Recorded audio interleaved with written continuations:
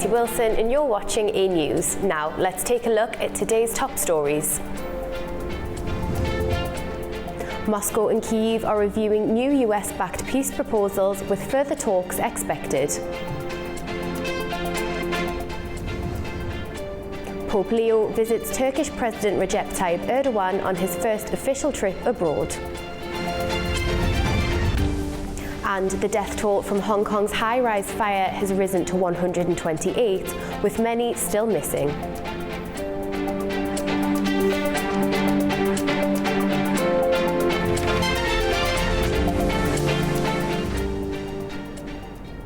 Thanks for joining us. First this afternoon, the United States, Russia and Ukraine appear to be moving into a fresh phase of diplomacy, with all sides signalling their positions after a week of discussions in Geneva. President Vladimir Putin said a draft framework emerging from the talks could form the basis of future negotiations, but maintained that any agreement would require Ukraine to give up territory currently claimed by Moscow. Moscow and Kyiv confirmed that new US-backed proposals are being reviewed and that another round of talks is expected in the coming days. Russian President Vladimir Putin said the revised US plan, shaped after meetings in Geneva, could serve as a basis for future agreements, but stressed that no final version exists yet. We discussed it with US negotiators before my visit to Alaska. As I understand, they decided that all 28 points should be grouped into 4 separate components. In general, we agree that it can be used as a basis for future agreements, but it will be impolite on my part to speak about any final versions, because there are none. Putin also repeated that Ukraine's leadership has, in his view, lost legitimacy and suggested it makes negotiations difficult. It is pointless to sign documents with Ukrainian leadership. I think that Ukrainian leadership made a strategic mistake when they feared to hold presidential elections. The president lost his legitimacy after that.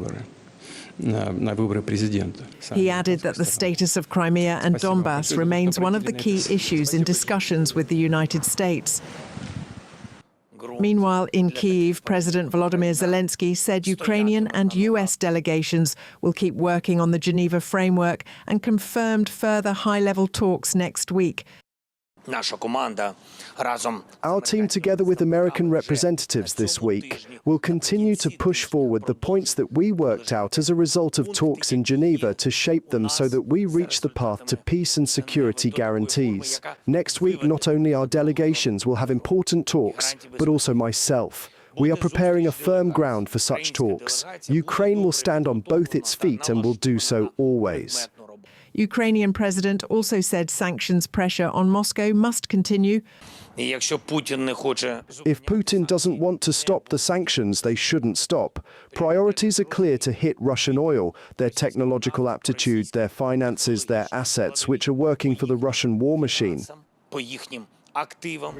Talks between the Ukrainian and US delegations are scheduled to continue, alongside a planned visit by US Special Envoy Steve Witkoff to Moscow.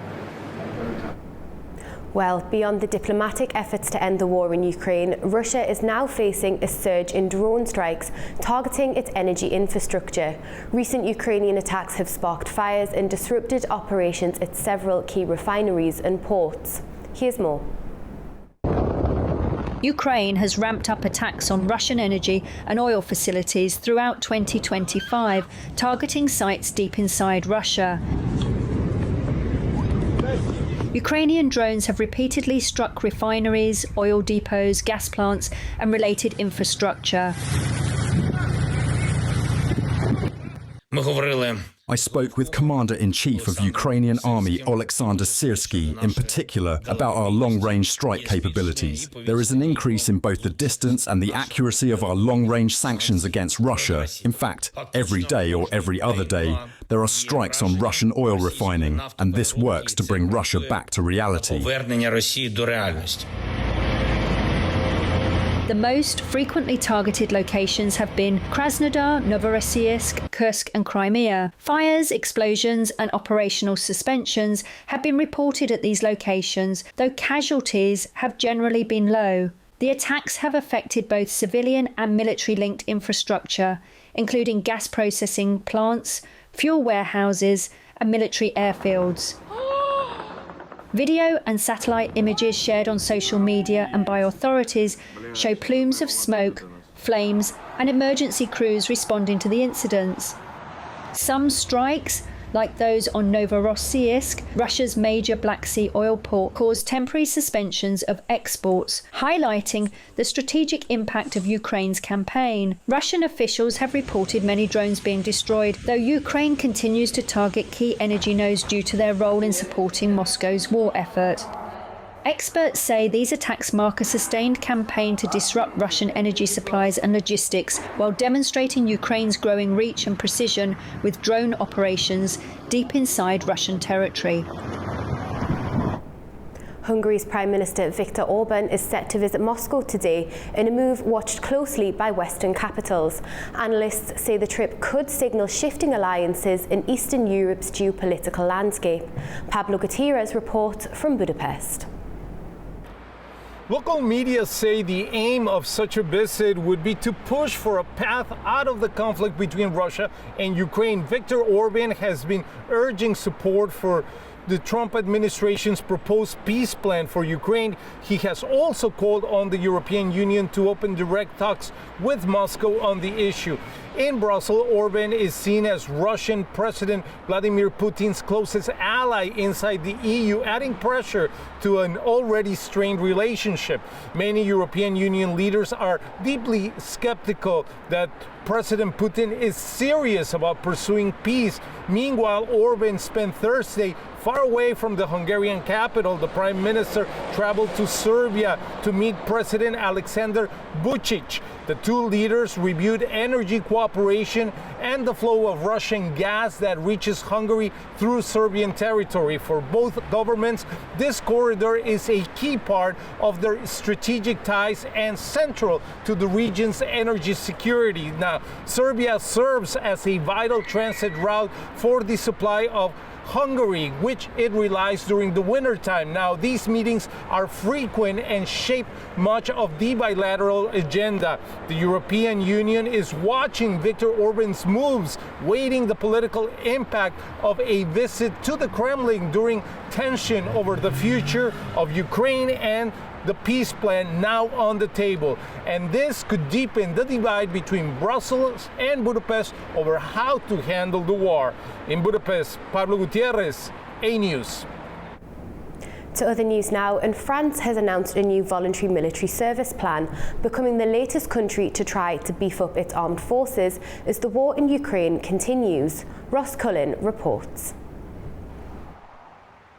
Well, the French president announced this scheme at a military base on Thursday, and it means there'll be a shake-up in the structure of France's armed forces going forward. There are some 200,000 permanent members of the Army, Navy and Air Force, around 47,000 reservists, and there will now be this new third tier formed from the voluntary service. France is hoping that some 2,500 people sign up in the first year and up to 50,000 join by the year 2035. Most of the recruits will be 18 or 19-year-olds. They will spend 10 months undergoing basic military training, such as learning weapons handling, and they will be paid just under $1,000 a month. Now, there are other countries in Europe which have introduced similar schemes, such as in Belgium and in the Netherlands. Germany is also considering something along the same lines. France did away with conscription in 1996, but there are countries in Europe that have maintained compulsory national service, such as Greece and Finland. All of this is because leaders such as Emmanuel Macron believe that as a result of the war in Ukraine and ongoing Russian aggression around Europe, there has been a change in the overall security architecture and the security landscape in Europe, and such schemes needs to be brought to the fore. This new national military service will begin here in France next year. Ross Cullen, Ferry News in Paris. One of the National Guard members who was shot near the White House on Wednesday has died. Sarah Beckstrom was 20 and passed away from her wounds on Thursday evening. National Guard members and various other agencies stood by to salute a convoy of vehicles. Her body was escorted from MedStar Medical Center to the capital's medical examiner's office. A defense official confirmed that US Defense Secretary Pete Hegseth attended the transfer. President Trump says her fellow guardsman Andrew Wolf is fighting for his life. He added that the gunman is also in a serious condition. She's just passed away. She's no longer with us. She's looking down at us right now. Her parents are with her. It's just happened. She was savagely attacked. She's dead. She's not with us. Incredible person. Outstanding in every single way, in every department. That's horrible. As you know, the other young man is fighting for his life. He's in very bad shape. He's fighting for his life, and hopefully we'll get better news with respect to him. And the monster that did this is also in serious condition. Well, the Trump administration is introducing sweeping new immigration measures after the National Guard soldier was fatally shot near the White House. President Trump says migration from all so-called third world countries will be permanently paused, and green cards issued to certain nationalities will undergo a full security review. US President Donald Trump has announced that his administration will permanently pause migration from all third world countries after a National Guard member was fatally shot near the White House. The administration also ordered a full-scale review of all green cards issued to nationals from what it calls countries of concern. Immigration officials say the full list will be assessed as part of broader security checks. In posts on his social media platform, Trump said he will end federal benefits for non-citizens, reverse immigration approvals issued under the Biden administration, and deport foreign nationals deemed security risks or public charges. US authorities have detained an Afghan national in connection with Wednesday's shooting. Officials say the suspect previously worked with American forces and entered the United States earlier this year under an asylum program. US Citizenship and Immigration Services says Afghan immigration processing has been halted indefinitely, with a review of recent entrants now underway. French President Emmanuel Macron is set to visit China for 3 days next month. He'll be meeting President Xi Jinping in Beijing and will visit Chengdu. The trip underscores Paris's commitment to maintaining high-level dialogue with Beijing amid complex China-Europe relations. Our correspondent Manu Maktoum has more. French President Emmanuel Macron will hold talks with Chinese President Xi Jinping during a 3-day visit to China, beginning December 3rd, with scheduled stops in Beijing and Chengdu. The trip shows Paris's efforts to maintain steady, high-level engagement with Beijing during complex Sino-European dynamics and rising global tensions. Macron is expected to raise issues spanning trade imbalances, market access, strategic stability, and France's push for an independent European role in navigating major power competition. His visit comes at a moment when Europe is reassessing its economic dependencies on China while still seeking cooperation on climate action, global governance, and conflict mediation. This will be Macron's 4th visit to China as president, showing France's long-term interest in sustaining dialogue with Beijing despite policy disagreements, especially as both countries look to stabilize relations and explore new economic opportunities. Manu Maktoum, A News, Beijing. Turning to East Asia now, and the scale of the Hong Kong apartment fire is becoming clearer as emergency teams push deeper into charred tower blocks that burned for more than a day. The death toll has more than doubled, currently at 128, with many still missing. Firefighters in Hong Kong spent a second day battling a massive fire at a high-rise apartment complex on Friday. The death toll has now climbed to 128 people, and the number of injured has reached 76. Around 900 residents were moved to temporary shelters overnight. The blaze swept through 7 of the 8 tower blocks in the Tai Po district on Wednesday and is now under control, officials said. However, it remains unclear how many people are still missing. Hong Kong leader John Lee said on Thursday that authorities had lost contact with 279 people earlier in the day. No updated figures on the missing were provided at a press conference later that afternoon. Authorities say the operation is now shifting from firefighting to a full search and rescue effort. Our firefighting operation is almost complete. Despite that, we are still carrying out firefighting operation to 4 individual units, and damping down to various units of the 7 blocks are still in progress, so as to prevent the debris and embers from flaring up.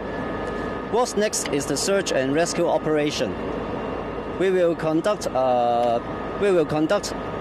search and operation to the remaining 25 assistant corps, and at the same time, we will endeavour to effect forcible entry to all the units of the 7 blocks concerned, so as to ensure that there are no other possible casualties.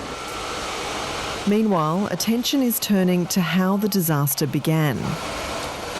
Officials have launched a criminal investigation, saying highly flammable styrofoam used in renovation work helped the fire spread rapidly. 3 people, 2 company directors and a consultant from the contractor responsible for the renovations have been arrested on suspicion of manslaughter. After the break, we will have more on Viktor Orban's visit to Moscow and what it could mean for the EU and for the war in Ukraine. See you shortly.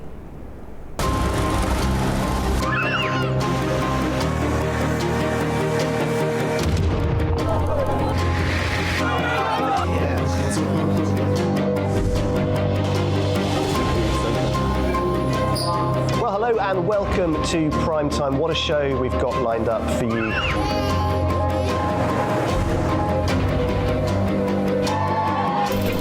In a complex world, clarity is power.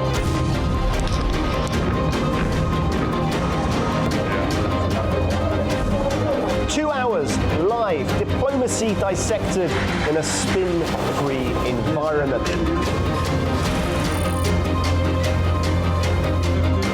That's Prime Time with me, Guy Schoen, weekdays on A News.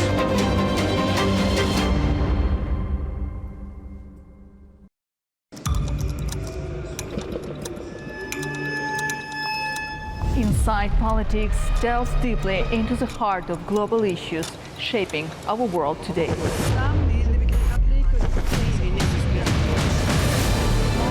Join me for your go-to source of political analysis from across the region and beyond.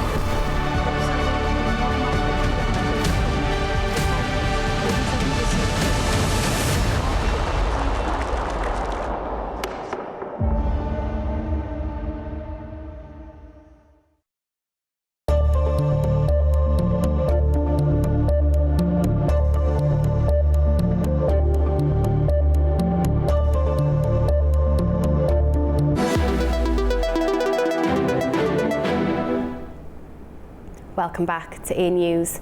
As Hungarian Prime Minister Viktor Orban is set to visit President Putin in Moscow today, joining us now to discuss the implications of this visit is retired Lieutenant General Rafael Martins. Thank you for being with us. Now, what exactly is Viktor Orban hoping to get out of this surprise trip to Moscow? Thank you for having me. Well, Viktor Orban is at the same time like a break into the objectives of the European Union and of the security architecture for Europe, and a more balanced negotiation towards the war in Ukraine with Russia. So is a break, but at the same time is also a bridge that can eventually get Putin to be more flexible on this extremely critical phase of negotiations. So we cannot say that Orban is against Europe and Europe objectives and the European security architecture. He is also a messenger towards a more reasonable approach in terms of the peace negotiation process. This is my interpretation. So I would not put Orban like against Ukraine or against Europe or against the 19 points that were kind of agreed in Geneva. I think he is also a messenger, and he can produce eventually even slight positive approach with Putin related to this negotiation. So you raised 2 points there. So as you mentioned, Orban is the exception when it comes to Europe and their relationship with Russia. How are we expecting Brussels to be reacting to this visit? And as you mentioned, is there room for Orban to be that go-between between Ukraine and Russia? We have to believe, because since Russia is unwavering principles since the Alaska meeting, and all the opportunities for a slight approach for a goodwill process, bringing the process into a peace, I think we have to hope for something to come out. I think Russia needs to show some flexibility. We know that the United States, namely Trump, has made some kind of deal in Alaska, and that deal is unacceptable for Ukraine and also for the Europeans. So they have tried to not get into the middle ground, but they have tried a different formula that can bring peace to the territory and peace to the Russian, because they're losing a lot of combatants there. So are Ukrainians. But what they are trying to do is to find a ceasefire and start a negotiation process. And that has been very difficult. And the last signs are not encouraging. So I would believe that Orban, instead of leaving a message of reinforcing that one unwavering attitude from Russia, he may play a role of also kind of a broker and offering Budapest again for a meeting that may eventually be a step forward into a peace process. And what about that reaction from Brussels? Are we expecting any diplomatic backlash from the EU?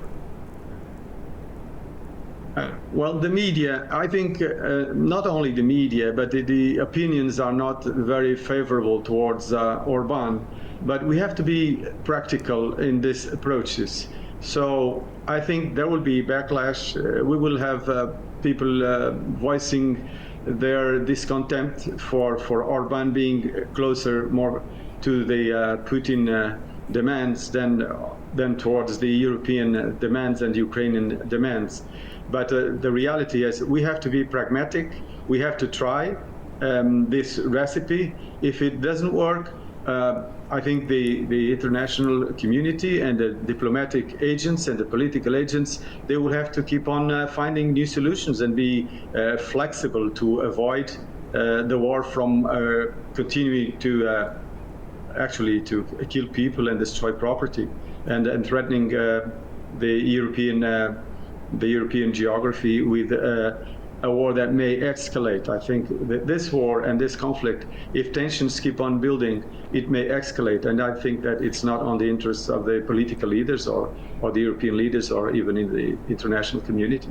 So do you think there's genuinely potential for progress here in terms of reaching a peace agreement or getting that meeting? Because so far there's not really been much promising progress on a peace agreement, has there?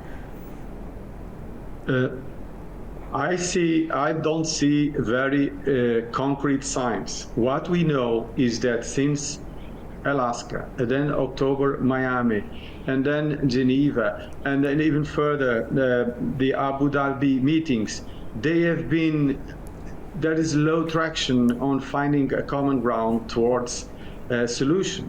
So my belief is that we have to try different approaches. With Orban, I don't know what his personal objectives are. I actually am not aware of his deep commitment towards Russia demands. I would give it certain doubt. It's a little bit of a wishful thinking, I know, but I would give it the benefit of the doubt. So it depends on what message he brings with him when he comes back. If it's really towards Russia being unwavering on its demands, I think Orban is not doing a very good job for the European objectives to find a peaceful and just solution for the Ukraine conflict. So we have to wait and see. My expectations would be an outcome, even small, but if the outcome is slightly positive, Orban has played a role, he's part of the European Union, and he has played a positive role. Otherwise, it will increase his negativity towards the rest of the European leaders and the political objectives. And what about the reaction from Washington? Because this comes after Orban's meeting with Trump, where he gave Hungary that exemption from sanctions to use Russian oil and gas. How do you think the Trump administration are reacting to this? The expectations is that Trump is not on a very good position because he's failing. He was in a hurry. Actually, it was yesterday he was expecting to meet with Zelensky. He was in a hurry to get a peace deal, and he's not being able to get his results as soon as he was expecting. So he became flexible. I think that he has a kind of, I wouldn't say friendship, because in political terms it's more of interest for the countries. But he has this political affinity with Orban, which is almost a confident and friendship relation, and he also has that with Putin. So we would expect that Orban would bring good news if he can get some kind of flexibility from Putin. That would be good results for Trump. If he is not coming with something positive, something with a little bit of flexibility, he has not fulfilled his mission. And Trump, of course, will not break his relationship with Orban. But like Trump says, this process of negotiation is fluid, it's flexible, and he's hoping that it produces success. So it's a very unconventional approach towards a negotiation. And Trump is using more like a method of negotiation with real estate. He's using Witkoff, which is a real estate negotiator, who's a successful man, and he's using Europeans, he's using Ukrainians, and he's using Orban and eventually Russian agents to produce results. We have to wait and see. He's using all his arsenals to have a solution, but it's not easy. Certainly one to watch, isn't it? Thank you very much, Lieutenant General, for joining us on the programme. It was great to have your analysis. Thank you very much. Thank you. After the break, we'll take a look at the key stories shaping the region. Stay tuned.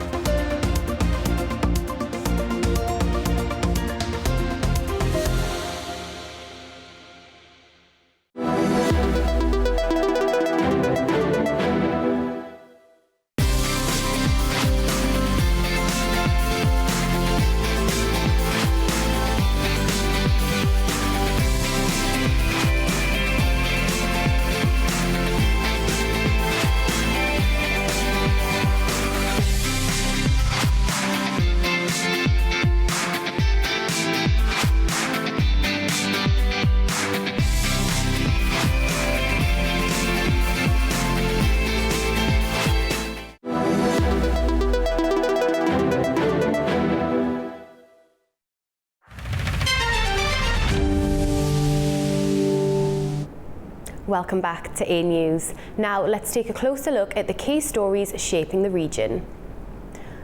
Pope Leo XIV met with Turkish President Recep Tayyip Erdogan on Thursday, stressing the need for unity amid rising global violence. He's promoting peace as part of his first overseas trip as head of the Catholic Church. The pontiff will continue to Istanbul and Iznik today and will be in Lebanon on Sunday.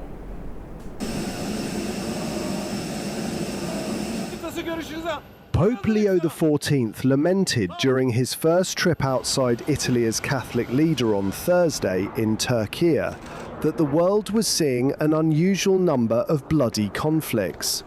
He warned that a third world war was being fought piecemeal, with humanity's future at risk. The pontiff made his speech in Ankara with a visit to the mausoleum of Mustafa Kemal Ataturk, and he also held talks with President Recep Tayyip Erdogan.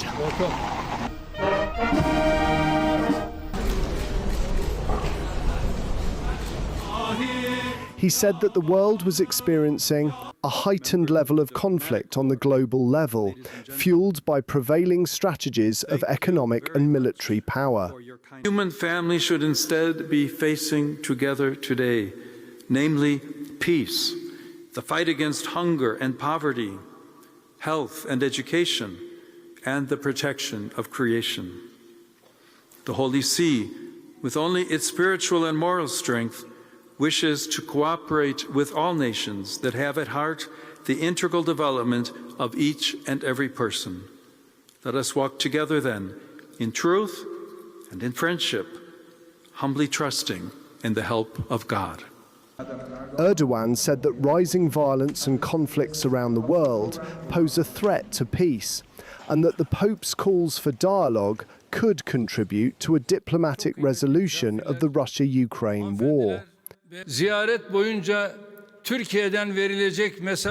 I believe the messages delivered from Turkey will reach both the Turkish Islamic world and the Christian world, and will strengthen hope for peace globally. He also reiterated support for Palestinians. As the family of humanity, our greatest debt to the Palestinian people is justice. The way to repay this debt is through a two-state solution based on the 1967 borders. We will act together against any aggressive measures that may harm the historical identity of East Jerusalem. Tüm inançlara saygıyı her yerde teşvik etmektedir. On Friday, the Pope is scheduled to hold a prayer service in the western Turkish town of Iznik, where the first ecumenical council took place 1,700 years ago. He will also meet with priests, bishops, and other religious representatives at the Cathedral of the Holy Spirit in Istanbul and visit a nursing home. The Pope will then travel to Lebanon on Sunday. Well, as part of his first overseas trip, Pope Leo is holding high-level meetings in Turkey. In the Cathedral of the Holy Spirit in central Istanbul, Pope Leo is set to meet bishops, priests and other religious leaders, as well as a visit to a local nursing home. During the visit, the Pope will meet Christian leaders from across the Middle East and call for greater unity among denominations long divided. Friday's ceremony forms the centrepiece of his four-day trip, where he is delivering his first speeches overseas and engaging with people outside Italy for the first time. That we may be aware of his. Over to Georgia now, and a seemingly routine diplomatic meeting in Tbilisi may have profound implications for the fate of regional trade and Georgia's place within it. As the South Caucasus enters a new era of shifting alliances and infrastructure deals, the conversation between Washington and Tbilisi is worth watching closely. A-News' Nini Nikolaishvili has more. In Tbilisi, acting U.S. Ambassador Alan Purcell met with Georgian Finance Minister Lasha Khutsishvili. According to the U.S. Embassy, the two discussed strengthening bilateral economic ties, assessing the impact of U.S. sanctions on Russia, and exploring how Georgia might support the newly brokered corridor initiative, the Trump route for international peace and prosperity. Trip aims to link mainland Azerbaijan with its Nakhchivan autonomous region via southern Armenia. establishing a multimodal transport and energy corridor under US supervision. For Georgia, this opens a critical question. Will Tbilisi be content watching from the sidelines, or will it maneuver to stay central to regional connectivity?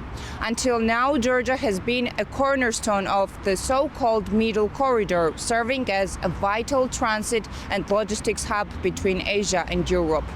Supporters of TRIP argue the corridor could reconfigure trade flows, offering a stable, US-backed alternative to routes passing through Russia or Iran. If Georgia aligns itself with TRIP-friendly infrastructure or logistics, for example by investing in link-ups, customs harmonization or transit services, it might not lose relevance. On the contrary, it could position itself as a complementary node, benefiting from spillover trade, investment and enhanced strategic importance. But there are risks. With TRIP bypassing Georgia, the country could see a reduction in transit revenues and lose some leverage over regional logistics. Moreover, dependence on corridor traffic that skirts Georgia might weaken its negotiating position in future regional deals.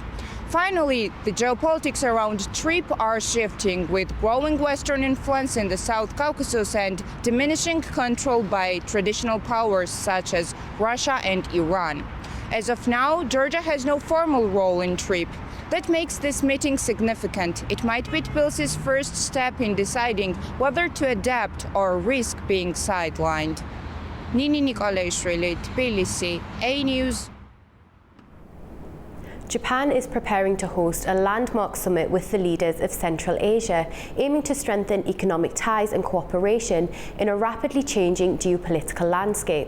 Our correspondent Fariza Kalamirzana has more on what this meeting could mean for the region and for Japan's role in Central Asia. The government of Japan is planning to hold a summit with the leaders of Central Asian countries. According to Japanese media, the meeting may take place in Tokyo in December this year, but exact dates have not yet been announced. For 2 decades, Japan and the countries of Central Asia have cooperated within the Central Asia-Japan dialogue at the ministerial level.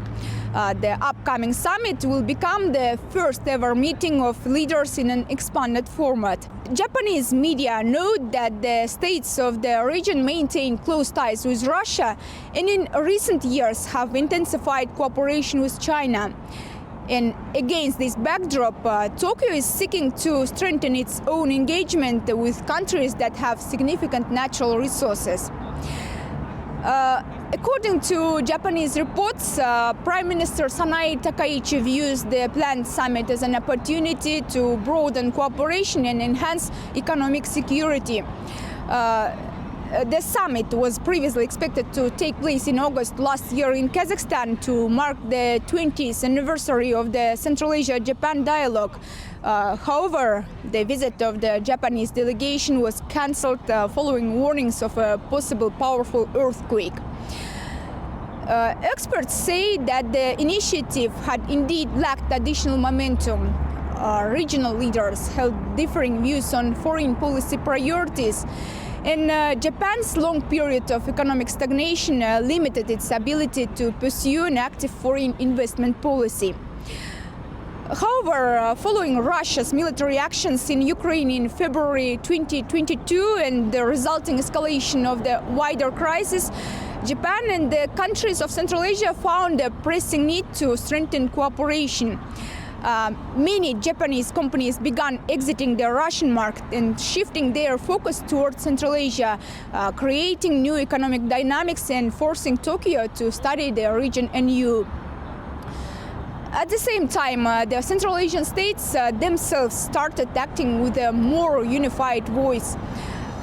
Japan is expected to propose joint initiatives for economic decarbonization and attract private investors for finance green projects. And if both sides manage to implement these plans, the upcoming Central Asia-Japan summit could become a significant step forward, giving new momentum to the development of the entire region.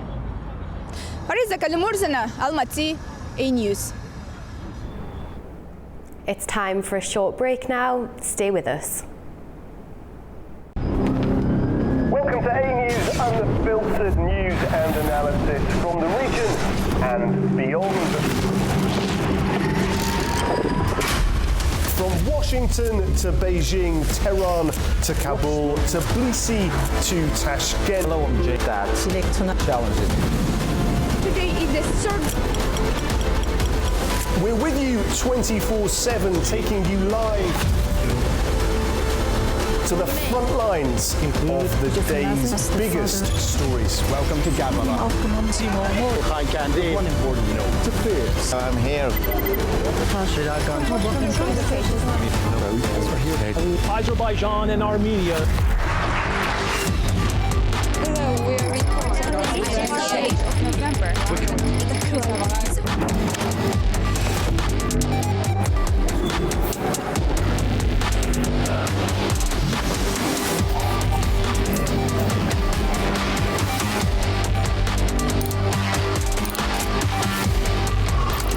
Reporting from Paris, Dar es Salaam, Tel Aviv, Washington, London, Moscow, Kyiv, Berlin, Rio de Janeiro, Beijing, Bangkok, Tbilisi, Tashkent, Almaty, Kazakhstan, Port Sudan, Tehran, Islamabad, Istanbul, Kabul, for A News.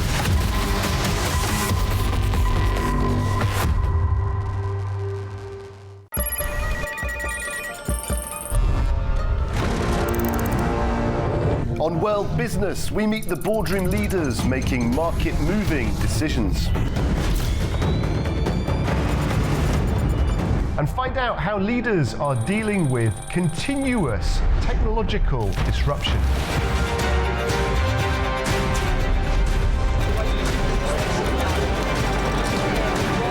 Shaken to its very foundation.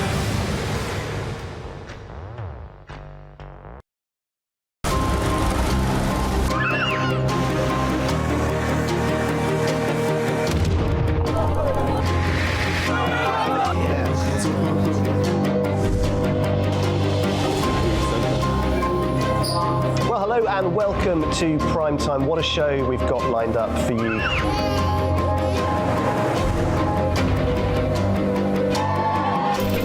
In a complex world, clarity is power.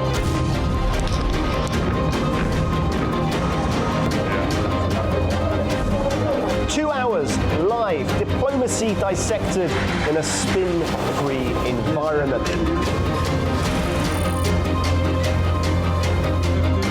That's Prime Time with me, Guy Schoen, weekdays on A News.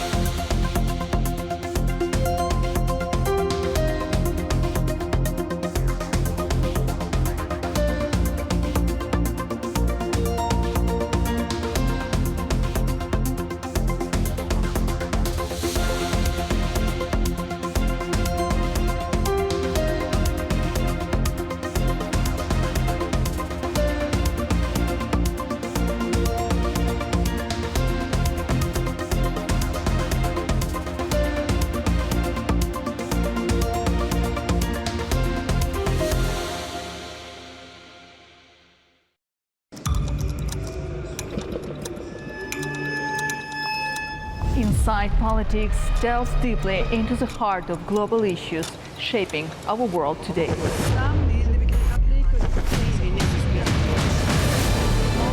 Join me for your go-to source of political analysis from across the region and beyond.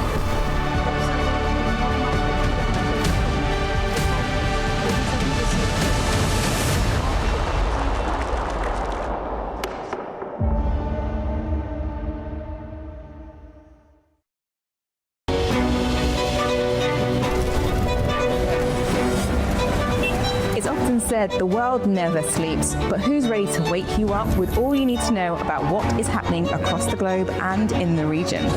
We are. Daybreak is live every morning, bringing you a complete wrap-up of the stories from overnight and all the news already happening in the world. The biggest global headlines, the key regional developments, the must-read stories shaping the day. We show them, we discuss them, we guide you through their meaning. We give you the news and a first look at the key headlines. I'm Nadia Jani. And I'm Lou Brown. Join us, it's Daybreak here at A News.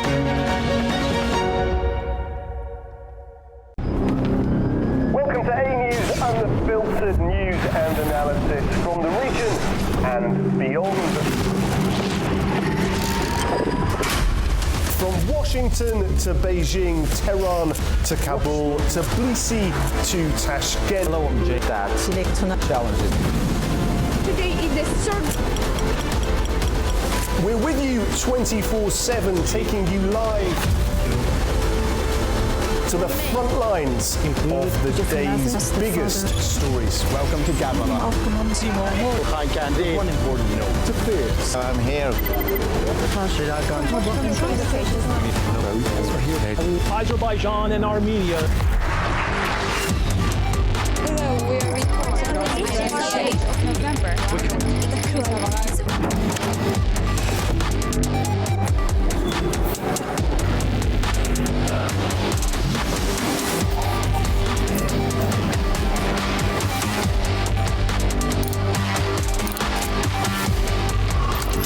Reporting from Paris, Dar es Salaam, Tel Aviv, Washington, London, Moscow, Kyiv, Berlin, Rio de Janeiro, Beijing, Bangkok, Tbilisi, Tashkent, Almaty, Kazakhstan, Port Sudan, Tehran, Islamabad, Istanbul, Kabul for A News.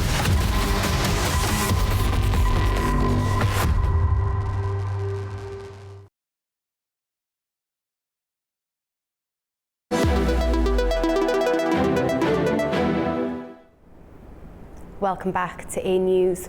The 12th meeting of the Turkic State Media and Information Working Group has concluded in Azerbaijan. A News' correspondent Aytan Shukurova has more from Baku.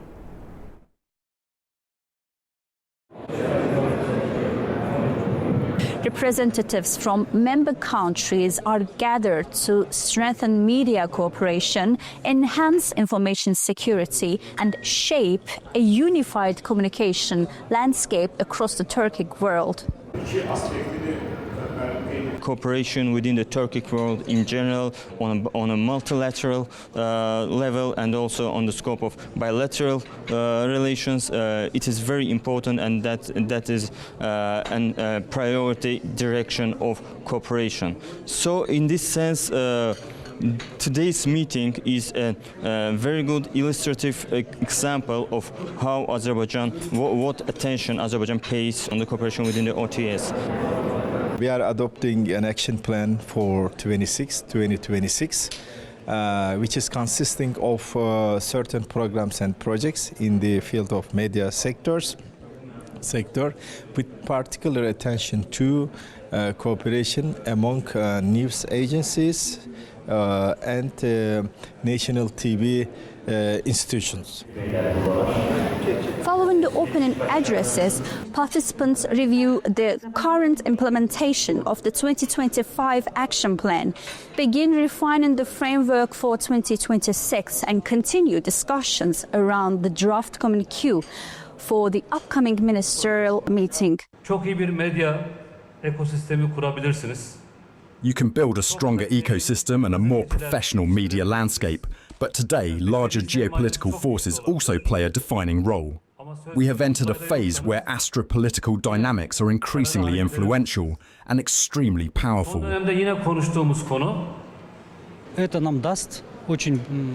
Turkic states should exchange media content with one another.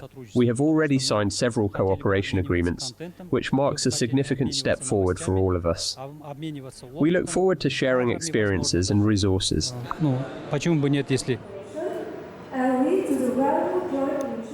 The panel delivers a strong message about how global information threats are rising rapidly. Speakers stress the stronger critical thinking and verification skills, accelerated adoption of digital media practices, and coordinated platforms to defend against information manipulation.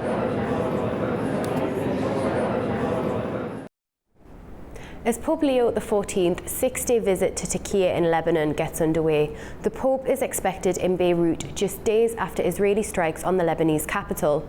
Joining us to discuss what this could mean for peace in the Middle East is former diplomat Gustavo de Aristegui. Thank you for being with us. Now, how might the Pope's visit shift diplomatic momentum towards easing tensions in the Middle East? Well, we know that good morning to you, and thank you for having me on the show. Well, we know that Pope Leo XIV is a man with a deep knowledge of the Greater South. That includes, of course, his experience in Peru, but not only. He is a man with an open mind and is a man with a great deal of solidarity towards the Christian communities of the Middle East. I think that it is very important that he has started his visit in Turkey, a country that has a very small Christian minority, but an extremely important one. It is one of the oldest in the world, let's not forget that.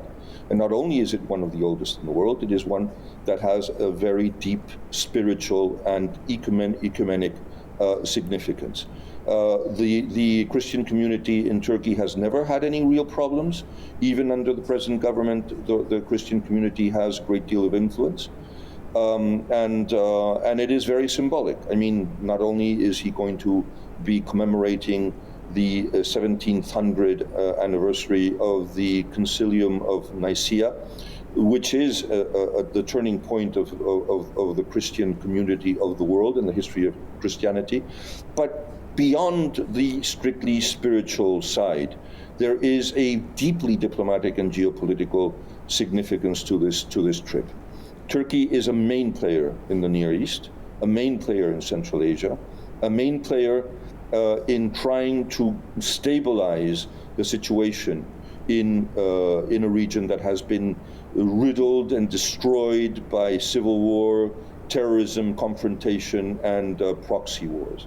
Right now, this could be a very important boost for diplomacy in the Middle East. And then, of course, the Pope, His Holiness, is traveling to Lebanon, a country whose mere existence or its identity is based on the fact of its multicultural and multi-religious identity. 19 communities coexist in Lebanon, not always peacefully, as you very well know, but the fact that 45% of Lebanese are Christians and have a very important say in politics, that the president of the Lebanese Republic is a Catholic Maronite, and that they actually get very well along with the prime minister, who is a Muslim Sunni, is going to be essential for the peace and for the security of the minorities. And I do hope that when things stabilize in Syria, His Holiness will eventually head to Syria to help the Christian communities that have been battered, banged, and threatened ever since the dreadful regime of Bashar al-Assad imploded. But it is one of the most important geopolitical things that has happened in the region in the last 5 years, without any doubt. And I think that the mentality and the mindset of the Pope is exactly what the world needs, and not only the Christian Catholic community of the world, but actually world politics. And just give us a sense of what sort of influence the Pope can have, and how realistic is it that the Pope could have influence on that geopolitical situation in the Middle East? Well, you do know that President Erdogan is very sensible and sensitive, both things. He's sensible because he is a very pragmatic man in many ways, but he's very sensitive to spiritual leaders that have a great deal of influence in the world. You can't go much higher than the Pope of the Catholics in the world. And look at the situation in the region. We're talking about a faith that has extremely important communities in the Near East. Latins and Melkites, Maronites, Syriacs, Chaldeans, all of them are under the umbrella of the Catholic Church. And this is just the communities that he presides over. But the moral authority that the Pope irradiates in the world in general, but in the Middle East in particular. And let's not forget that Christianity was born in Jerusalem and Bethlehem, and that is that region. And that moderate Muslim leaders in the world acknowledge Christianity as a force of moderation, friendship, and stability in the region also. But I do think that the influence, the positive influence of the Pope is going to show, and is already showing, in fact, because there is a non-declared truce of violent activities almost all around the region right now. Great to get your insights there. Thank you very much for joining us on the programme. My pleasure. Thank you. Well, that brings you up to date with world news for the hour. Thank you for watching and stay tuned to A News.